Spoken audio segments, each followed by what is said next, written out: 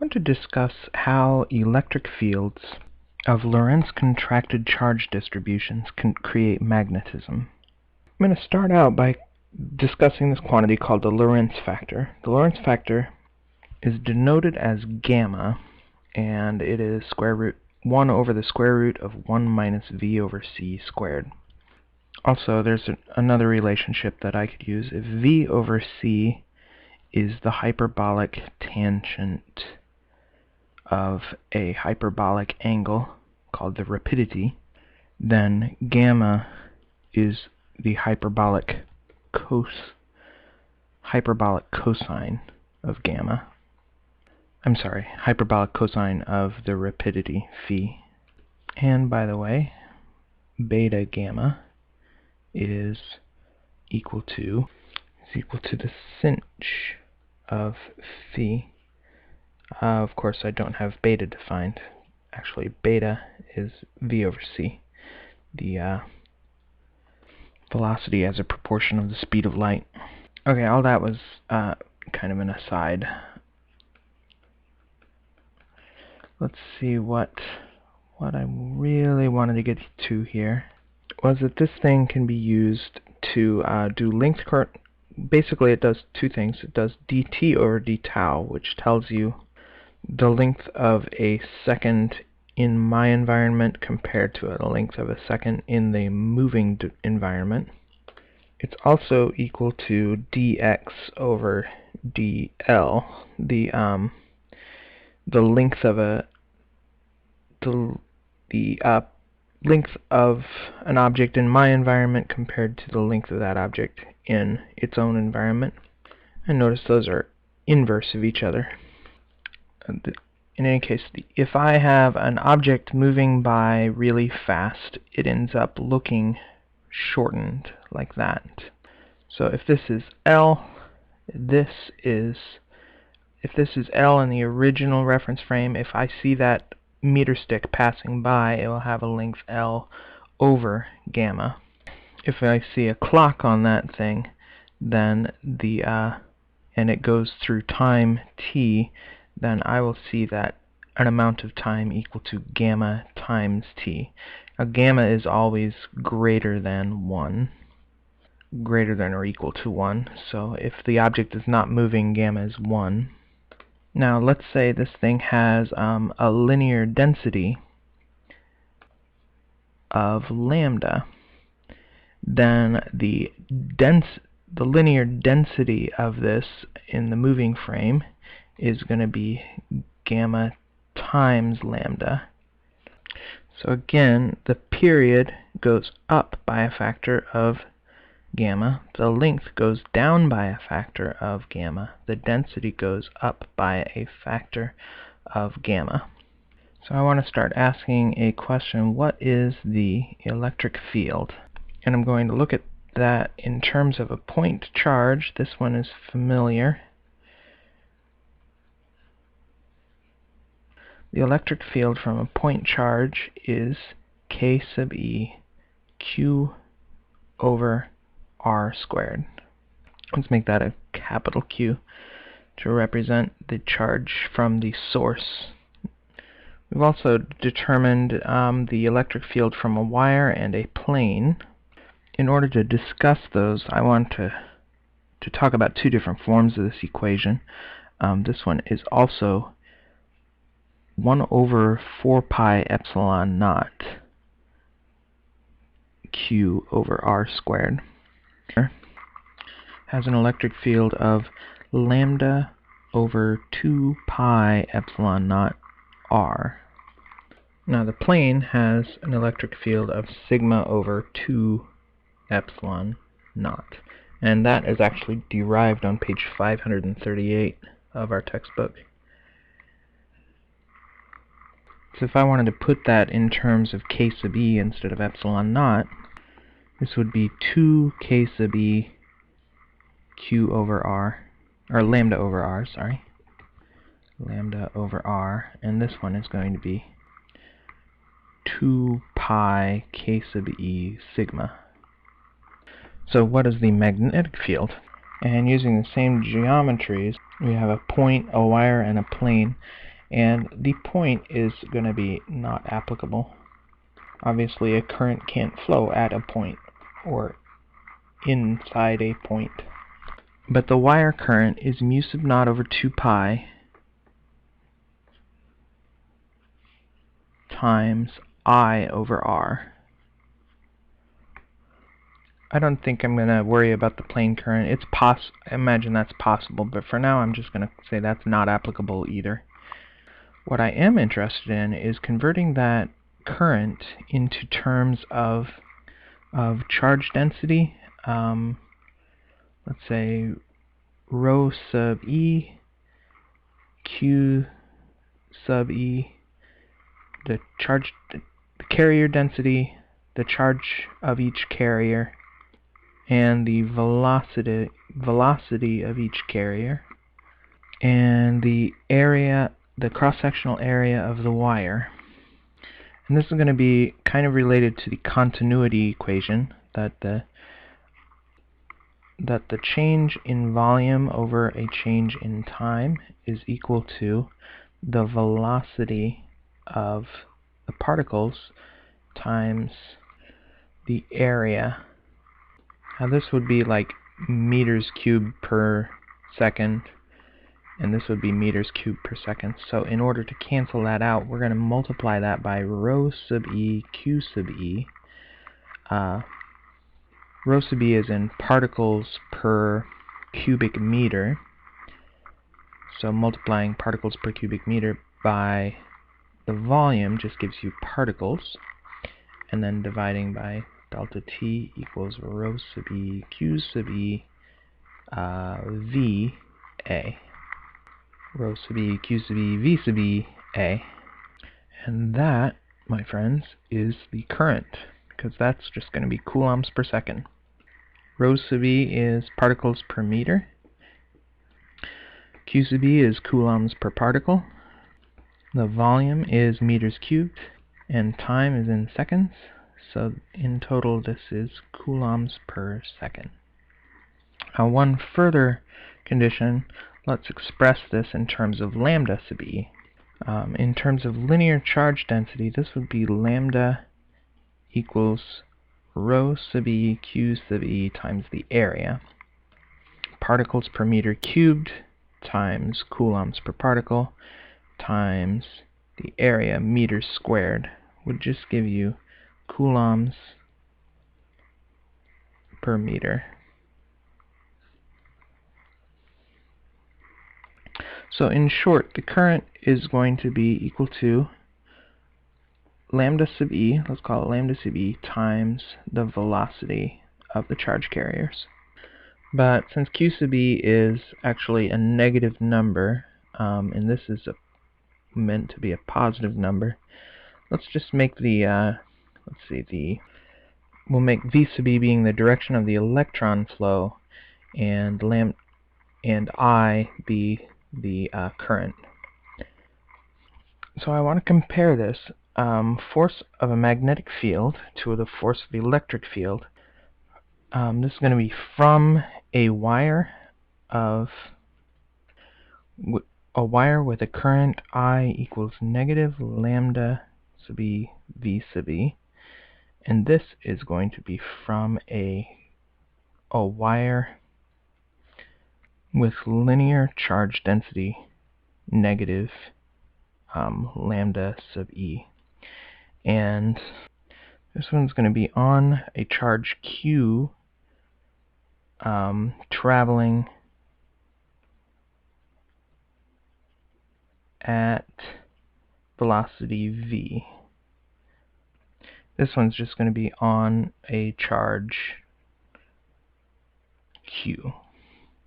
Now we've already established that the magnetic field is mu sub naught over 2 pi times I over R. And the electric field is 1 over 2 pi epsilon naught times lambda over R.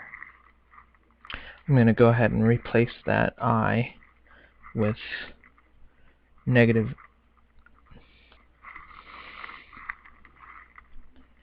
Now the force on this is going to be QE, so it's negative Q lambda over 2 pi epsilon naught R. While this one is force equals QV cross B. And we're just going to set this up so that the velocity of the, so that the current carrying wire is the same direction as the velocity of a particle out here. So this is going to be, so then the cross product is, the B field comes out of the page here, and the cross product will be the total value. They're perfectly perpendicular. So this ends up being negative Q lambda over 2 pi epsilon naught, no, mu sub naught. Whoops, didn't leave enough room. Mu sub naught over 2 pi times Q lambda over R. Q lambda over R times V sub E times V. And there's a negative sign in here. So let's try to make that a little bit more clear with comparing and contrasting. The magnetic field has this mu sub naught over 2 pi times V sub E times V. And then, whereas the force of the electric field has just plain 1 over 2 pi epsilon naught. Now, what's the same is that they both got negative Q lambda over R. Negative Q lambda over R. I guess we could say that the 2 pi could go over on the other side too. So it's 2 pi here, 2 pi here. So let's say we've got this wire with charges moving to the left, or the electrons are traveling with velocity v sub e. And we've got this external charge moving at velocity v. And I think I'm about to make a sign convention error, but I don't care, because it's all going to come out correct in the end. I'm going to look at things from his perspective. I just don't like working with numbers that I think are actually negative. If I want to discuss a quantity in a variable form, I like to make it positive, and then go back and figure out what my convention should have been at the beginning later. Right now, looking at it from this guy's perspective, what does he see? He sees the protons have a velocity v, and the electrons have a velocity of v plus v sub e. Their intrinsic density is going to be lambda sub e for both of them. So the density lambda sub p equals lambda sub naught times the gamma based on that velocity. Lambda sub e is going to be negative lambda sub naught times the gamma based on v plus v sub e. The total density is going to be lambda sub p plus lambda sub e, which is going to be equal to lambda sub naught times gamma of v minus gamma of v plus v sub e. So the two different Lorentz contraction factors are going to come into play here. Now, in order to make this contraction, this subtraction easy, I'm going to do a little bit of work in Mathematica at this point. Gamma of v is defined as, sorry, I got extra crap in there. Gamma of v is defined as 1 divided by, as a matter of fact, let's not even call it v. Let's go ahead and change this variable to beta. Gamma of beta is 1 divided by the square root of 1 minus beta squared.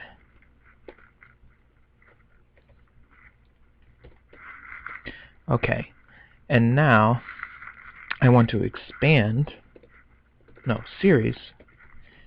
get the series expansion of gamma of beta and we're going to get the, let's say, the fourth order expansion. So beta goes from 1 to 0 to 5, and see if that gives me a number. Didn't, because I misspelled series. How about now? Yes, now it does. Now this is the fifth order expansion of gamma of beta. I could go up to 10 or 11, and you can see that it continues on from there. But the main idea is that gamma of beta and this series expansion, 1 plus beta squared over 2, if I look at this from just the region where beta goes from, say, negative 0.5 to 0.5, we'll be able to see these two things together. And you see they do get away from each other around 0.2, 0.3 times the speed of 30% of the speed of light. Those two things diverge a little bit, but down near non-relativistic speeds, they're very close together. So that means that I can replace this, as long as we have a non-relativistic situation. Gamma of V is just going to be 1 plus V over C squared over 2. As a matter of fact, there's no reason not to define gamma in terms of beta. So let's just refer to this as lambda gamma of beta, and this one as equal to lambda sub naught gamma of beta,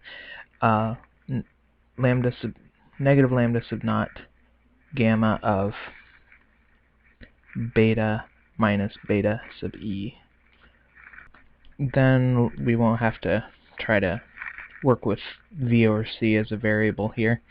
We can just have a beta squared over 2 minus quantity 1 minus V beta plus beta sub e. This was beta plus beta sub e. Beta plus beta sub e squared over 2. And then the 1 minus 1 cancels out, and we'll just have lambda sub naught times beta squared over 2 minus beta plus beta sub e squared over 2. I'll just factor out that 2, lambda sub naught over 2 times beta squared minus, and then we'll have this expanded, beta squared minus 2 beta sub e, plus 2 beta sub e, plus beta sub e squared. Now, something that I have not mentioned before, but it may be important, is that beta sub e is much, much less than beta for any ordinary situation. The drift velocity of those electrons is tiny. Those things inch along at just millimeters per second or micrometers per second. So this is generally a generally very tiny number. So this beta sub e squared is going to get canceled out because of that. This beta squared minus beta squared cancels out because it's just those two are equal and opposite.